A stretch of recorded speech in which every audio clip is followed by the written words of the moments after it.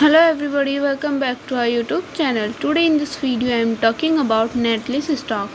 In this video I am talking about stock pros and cons and technical analysis and latest news about it.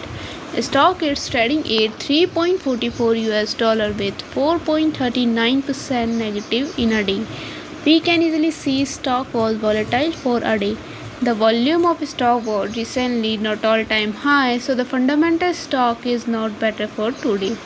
Before buying and selling the stock, please consult your financial advisor.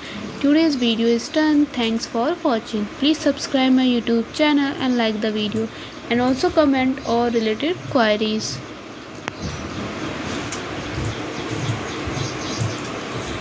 Apa deh itu mah